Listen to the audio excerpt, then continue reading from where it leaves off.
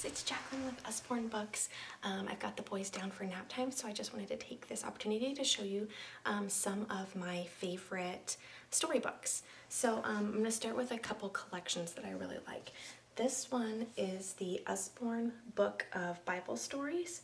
What's really nice about this book is it's beautifully illustrated. You can see every single page has beautiful illustrations. And this is what is called a dual reader, and we have a few different dual readers. And let me explain what that is. So when you look at the top, you can see a larger print, and at the bottom there's a little bit smaller text. And so what this is it's simpler text to read on the top, a little more difficult on the bottom. And so you can use this in a couple ways. One is for the really early readers to read the top, and mom or dad or grandma or grandpa or auntie or whoever, or big brother or sister can read the bottom text. And then as they get a little bit more confident, they can start reading the bottom text as well.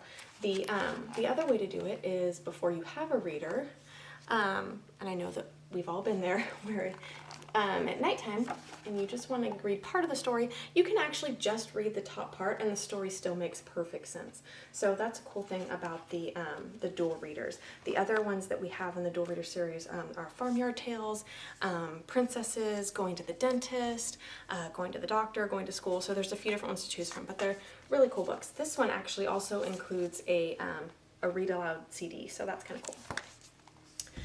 Okay, Usborne Aesop Stories for Little Children. This book is so cute. So it's the familiar stories, the Aesop's fables, and let me show you the table of contents here. There is the lion and the mouse, the fox and the stork, the tortoise and the eagle, the sun and the wind, the town mouse and the country house, the fox and the crow, the hare and the tortoise, the ant and the grasshopper, and the grady dog. So you get all those stories. It's got a really pretty little ribbon marker so you can keep your spot. You can read one story at night and then put your spot in. And what's nice about Aesop stories is they all have a little moral at the end of the story. Really, really cute. And with this one, each story is actually illustrated by someone different, so you kind of get a little variation in the illustrations, which keeps it engaging. Okay, this is from our illustrated collection. The Illustrated Stories collection they're such beautiful books. Let me show you what I mean. So they're all this way, everyone in the collection. They're hardback. They're a perfect size for little hands and also for parents' hands. And they're all hardback, but they're padded. So they're really just comfortable to hold. They all have a ribbon marker. And they're all illustrated to some degree. There are Shakespeare, adventure stories, Dickens, fairy tales, Greek myths, Norse myths, a lot of different ones. This one that I have is Grimm's Fairy Tales. Let me show you what I mean by the illustrations. So they all have illustrations, beautiful illustrations. Here is the table of contents here.